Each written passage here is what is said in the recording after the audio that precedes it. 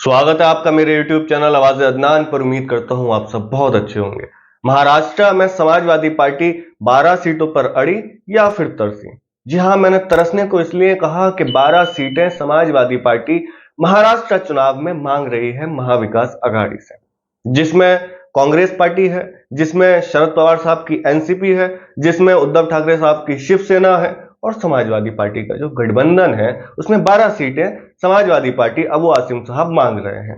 अब अबू आसिम साहब बड़ी ऊंची ऊंची और बड़ी बड़ी बातें करते हैं। जी हाँ, अब आपको अबू आसिम साहब के चाहने वालों को मेरी बात बुरी लगेगी, लेकिन उसका जवाब मैं नहीं दूंगा। अगर आप मेरी वीडियो देख रहे हैं तो आप ही उनका जवाब देना और मुझे कमेंट करके बताएं कि आपकी रहनुमाई कौन करता है। अबू आसिम साहब कह रहे थे कि अगर समाजवादी पार्टी के महाराष्ट्र में 8 से 9 विधायक होंगे और मेरे साथ चुनकर जाएंगे तो किसी के बाप में इतनी हिम्मत नहीं है जो मुसलमानों को कुछ बोल दे। तो आपके उत्तर प्रदेश में तो 100 से ज्यादा विधायक हैं, फिर वहां क्यों नहीं आवाज उठा रहे?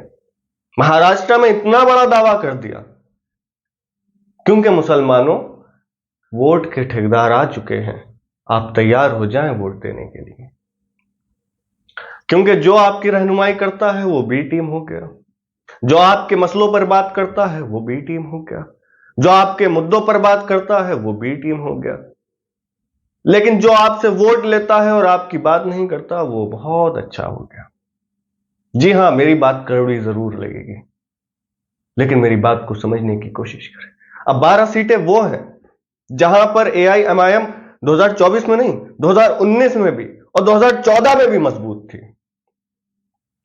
जैसे भिवंडी ईस्ट हो गया, भिवंडी वेस्ट हो गया, मालेगांव सेंट्रल हो गया, दूल्हे सिटी हो गया, औरंगाबाद हो गया, बायकुल्ला हो गया।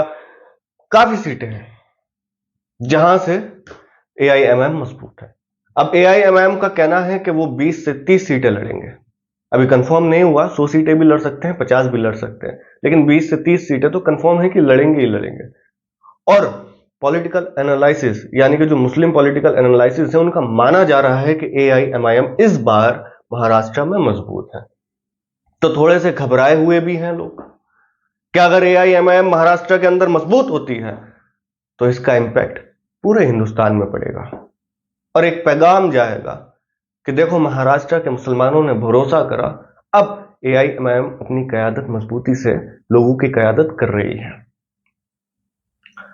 अब अगर 20 से 25 सीटें एआईएमआईएम की आती हैं तो जाहिर है सरकार में हिस्सेदारी तो होगी, अगर सरकार बनाने की जरूरत पड़ेगी तो।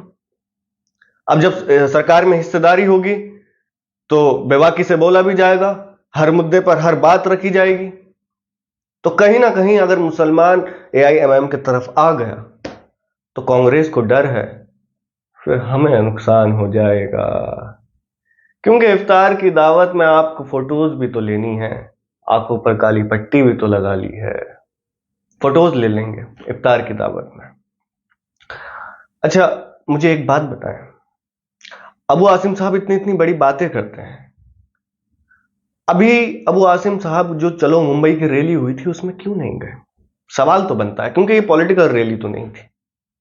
अबू आसिम साहब इतनी इतनी बड़ी बातें करते हैं कि अखिलेश यादव साहब रहनुमाई करते हैं, ये करते हैं, वो करते हैं। अखिलेश यादव साहब मुसलमानों के मुद्दे पर बोलते क्यों नहीं? उत्तर प्रदेश में 96% 2022 के चुनाव में समाजवादी पार्टी को मुसलमानों ने वोट दिया था एक तरफा, सरकार तो नहीं बनी। अच्छा, भाजपा को हराने का ठेका क्या मुसलमानों ने ही ले लिया? हरियाणा में कांग्रेस ने जितने मुस्लिम उम्मीदवार दिए थे वो जीत कर आए, फिर भी चुनाव हार गए। अब वहां पर ओवैसी तो चुनाव लड़े नहीं। अगर ओवैसी चुनाव लड़ जाते तो सबसे पहली और सबसे अहम बात क्या होती कि हम अगर चुनाव हारे हैं तो वो असदुद्दीन ओवैसी की पार्टी की वजह से चुनाव हारे। अभी पीछे एक खबर आई थी कि हरियाणा में जो गलती हो गई है वो महाराष्ट्र में दोहराना नहीं चाहेंगे। उद्धव ठाकरे साहब ने भी इस पर मोहर लगा दी है। जी हां, ये खबर आई थी, न्यूज़पेपर ने छापा था कि महाराष्ट्र में मुसलमान वोटर्स पर अब कांग्रेस की नजर है। जो गलती हरियाणा में करी थी, कम टिकट दिए थे, लेकिन कम टिकट दिए थे मुसलमानों को और सारे मुस्लिम उम्मीदवार जीत कर आए, वो महाराष्ट्र में नहीं करना चाहती। महाराष्ट्र में ज्यादा टिकट देंगे। और एक चीज और, उप मुख्यमंत्री भी मुसलमान को बना सकते हैं। यह बात भी उस न्यूज़पेपर में लिखी थी। अब आप तो खुश होंगे कि भाई उप मुख्यमंत्री बनेंगे, तो क्या करोगे ऐसा उप मुख्यमंत्री बनकर? ये तो आपको बहुत टाइम से लालच देते हुए आए हैं। कभी हिस्सेदारी की तो बात करो, कभी अपनी कयादत की तो बात करो, कभी अपने मुद्दे की तो बात करो, कभी अपने मसले की तो बात करो, कभी तो यह कहो कि हमारे लिए आवाज हक की उठाई जाए, हमारे लिए बेबाकी से बोली जाए। वो शख्स जो पूरे हिंदुस्तान में घूम घूम कर बोलता है वो बी टीम है, उस पर इल्जाम लगता है। अबू आसिम साहब ने खुद इल्जाम लगाए हैं ओवैसी साहब पर। जी हां,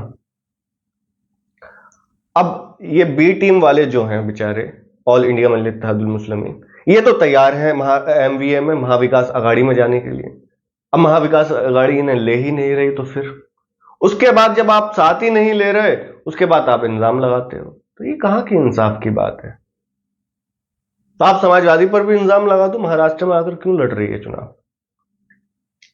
आप ये भी इल्जाम लगा सकते हो एआईएमएम भी खड़ी होगी, समाजवादी भी खड़ी होगी, और भी पार्टी खड़ी होंगी, तो फिर कहीं ना कहीं समाजवादी से नुकसान भी पहुंच सकता है। समाजवादी ना खड़ी हो क्योंकि एआईएमएम पहले से मजबूत है। लेकिन ये सब बातें नहीं होंगी, क्योंकि वो मुसलमानों की रहनुमाई करते हैं और एआईएमआईएम बी टीम है। अब आप लोग मुझे कमेंट करके बताएं कि बी टीम कौन है? आप एआईएमआईएम को चाहते हैं या नहीं? आप किसको चाहते हैं कि वो सरकार में हिस्सेदारी ले, आपकी रहनुमाई करे? अगर आप एआईएमआईएम को चाहने वाले हैं तो मेरे चैनल को जरूर सब्सक्राइब करें, वीडियो को जरूर लाइक करें।